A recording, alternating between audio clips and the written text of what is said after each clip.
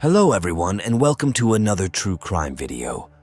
Today we're going to explore the life of one of the most infamous criminals in the Netherlands. We will explore his connections to Colombian cartels, his role in the Caloh Wagoh motorcycle club, and the series of events that led to his eventual downfall.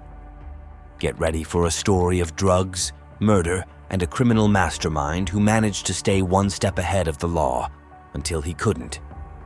This is the rise and fall of Amsterdam's drug lord, Greg Remmers. Chester Gregory, Greg Remmers, son of C.G. Remmers and B.M.C. Voik, was born in Surabaya, Indonesia. He spent his early childhood in Indonesia, growing up in a diverse and culturally rich environment. When Remmers was still young, his family moved to the Netherlands and settled in a post-war gallery flat on Talingenlaan in Vinkeveen, close to Amsterdam. As a teenager, Remmers got involved in the Amsterdam underworld scene. Just like his younger brother, Gary, he started working for himself at a young age. He found it difficult to break away from that life in the years that followed. In his 20s, Remmers gained recognition as a martial artist and operated several gyms. During the evenings, he worked as a bouncer at the entrances of prestigious nightclubs in downtown Amsterdam. Remmers also became the father of 3 sons in Vinkeveen. He enrolled his boys in martial arts training to ensure they could defend themselves. Their mother, Haiti, who was born in Bandoeng, became involved with drugs. After the death of his drug-dealing brother Gary, who passed away in a car accident in Amsterdam at the age of 23, Remmers started to make a stronger presence in the trade, supplying marijuana to coffee shops and American military bases in Germany, among other ventures. In the mid-1980s, he transitioned into the lucrative yet dangerous cocaine trade. During that period, Remmers established an international drug network, with contacts reportedly extending deep into South America.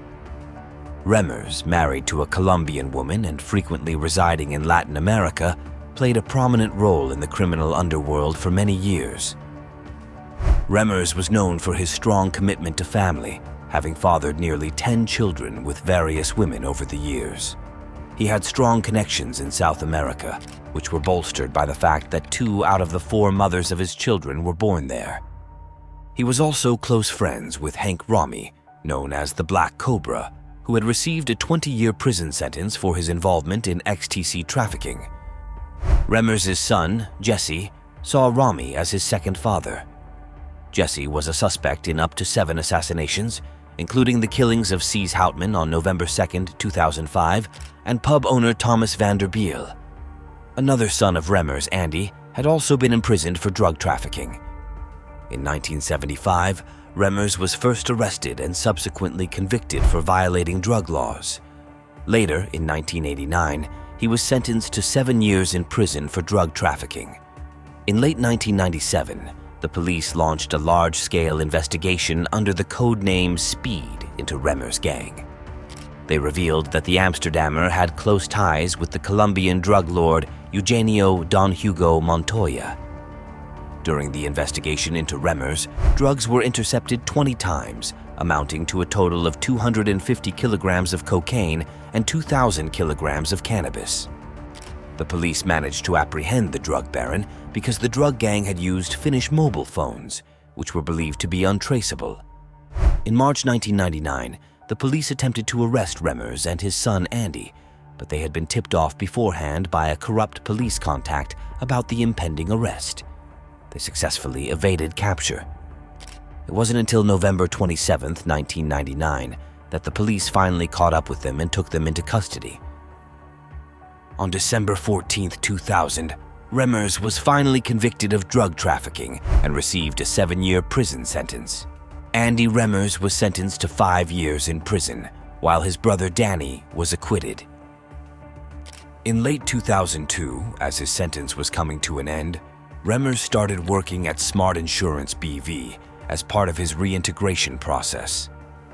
This company also had a real estate arm known as Smart Real Estate BV. Through this division, Remmers arranged a villa in Vinkeveen for a member of his organization, Fred Ross. The villa had been rented by actress Katja Schuurman. After Ross was arrested in January 2003 for possession of weapons, the police searched the house in Vinkeveen. There, they discovered a substantial arsenal of weapons. Remmers and 2 of his sons were arrested and later on suspicion of involvement with this weapons collection. After his release in 2003, Remmers became involved in a conflict in May of that year over a shipment of amphetamine. He was supposed to supply it to 2 Yugoslavs, Serge Miranovic and Alexander Bulatovic, who would then sell it to British drug dealer Peter G. The shipment involved 600 kilograms of hard drugs destined for England in multiple parts. When it became apparent that 42 kilograms were of poor quality, tensions escalated among the men. Due to the surveillance of Miranovic and Bulatovic's phones, the police closely monitored the developing dispute. Following the assassination of Bulatovic on May 17, 2003, the police decided to take action and arrested all parties involved. Remmers himself was arrested on June 3, 2003. In February 2007, his son, Jesse Remmers, was arrested in connection with the murder of Thomas van der Biel. On January 29, 2013, Jesse Remmers was sentenced to life imprisonment. Remmers' wealth was estimated to be at least 10 million euros by Quote magazine in 2010. In November 2011, Greg Remmers faced a demand for 24 years in prison in Naples, Italy, for his involvement in an international drug cartel. Remmers had been detained for this Italian case since June 2010. Simultaneously, Remmers was also on trial in Rotterdam for importing drugs into Europe, for which a 6-year prison sentence had been demanded. On appeal, Remmers tried to fend off a 5 million euro claim from the Dutch government regarding criminal profits. In the Italian case, Greg Remmers was sentenced to 12 years, and in the Dutch case, he received a 4-year sentence. In 2017, Remmers was implicated in connection with the motorcycle club Caloh Wagoh, where he was alleged to have played a leading role in the murder of 30-year-old Amsterdam criminal J.R. Wessels, who was murdered in a parking lot at Breukelen station. Wessels was influential in the underworld. He had been suspected of a failed assassination attempt on a Satudara leader and was allegedly involved in the cocaine trade. Originally from Amsterdam, he conducted business in Utrecht, as revealed by the sparse information leaked on the streets. On September 21st that same year, an assassination took place in Spijkenisse, right outside a building frequented by Caloh Wagoh members. Sitting in his car, Belgian entrepreneur Stefan Bogaerts was fatally shot. The Antwerp-based container trader was probably lured to this location, as reported by the police. A car believed to belong to the perpetrators was found burned in Barendrecht, yet forensic experts managed to secure evidence that led to the arrest a year later of 2 Hague members of Caloh Wagoh for this murder. On October 13th, a month after the murder in Spijkenisse, a special intervention unit of the Guardia Civil raided a house in Chiclana de la Frontera, southern Spain, next to Gibraltar. This team was flown in from Madrid to coordinate the arrest because there were suspicions that Caloh Wagoh member Johannes de G was hiding there. The eventual arrest took place in the presence of 2 Dutch detectives who conducted an interrogation of Johannes de G in Spain. Simultaneously, in Rotterdam, 38-year-old Antillian Howard K. was arrested, also known as Six-Pack. He was a member of Caloh Wagoh MC. Both men were suspected of involvement in the assassination of J.R. Wessels. The DNA of the 2 suspects was found on the hubcap of a used getaway car and on a semi-automatic Scorpion used to shoot Wessels. Then, on December 12, 2017, an arrest team arrived at a family home in Meidrecht. The men stormed out of their vans, forced open the door, and rushed inside. The team seized several items, including a phone and an iPad. The person who was shortly thereafter led away blindfolded between 2 police officers was the then 69-year-old Remmers. The public prosecutor's office suspected him of involvement in the murder of Wessels in Breukelen. Remmers was questioned about his presence in a group WhatsApp conversation involving several members of the newly established motorcycle club, Caloh Wagoh. The prosecutors viewed this chat session as a lead to Wessel's killers. There was also scrutiny over how the two previously arrested suspects in the case, whose DNA was found on the weapons used, had parked their getaway car on his street. The interrogation lasted for 3 days, 3 days filled with questions, leads, and suggestions. Afterwards, Remmers learned that his pre-trial detention was lifted. The examining magistrate had seen too few leads to keep him in custody. Around New Year's Eve, he could move freely again. In 2021, the then 72-year-old Greg Remmers was sentenced in absentia to 4 years in prison in Antwerp for extorting a jeweler. Along with other Dutch criminals, he had demanded 1.8 million euros from the jeweler due to a failed money laundering operation. Remmers, at that time imprisoned as a leader of Caloh Wagoh, was not present in court. The Antwerp case stemmed from a 2019 incident where jeweler EA was threatened by the gang, who demanded payment and took his 13,000 euros luxury watch as collateral.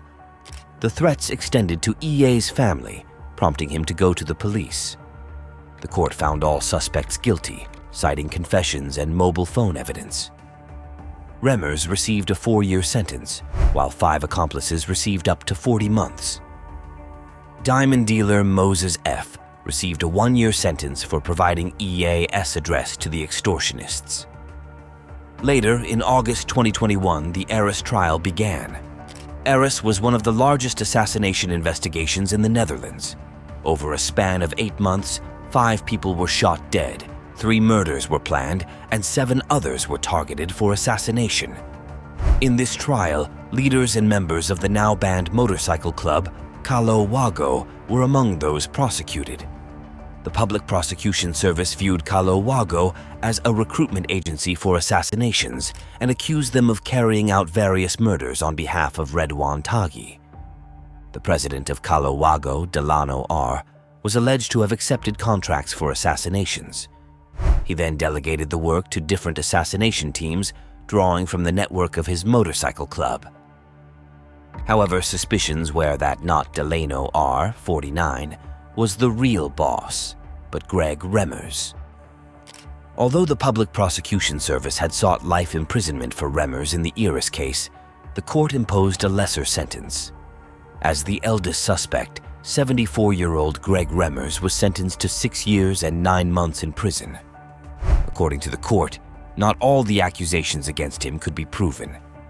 And so ends the story of Greg Remmers, a man who rose from the streets of Amsterdam to become one of Europe's most notorious drug lords. Starting as a bouncer, he built connections with Colombian cartels and allegedly led the Caloh Wagoh motorcycle club. Despite multiple arrests and prison sentences, Remmers always bounced back. However, at 74, he was finally sentenced to nearly 7 years in prison, ending a criminal career spanning over half a century. His life raises the question of why men like Remmers risk everything for power and wealth, even when they know the odds of a happy ending are slim. As we reflect on the life of Greg Remmers, we're left with one burning question. In a world where crime often seems to pay, what drives men like Remmers to risk everything for power and wealth, even when they know the odds of a happy ending are stacked against them? Thanks for watching. If you enjoyed this video, don't forget to like and subscribe for more true crime stories. Until next time, stay safe and stay curious.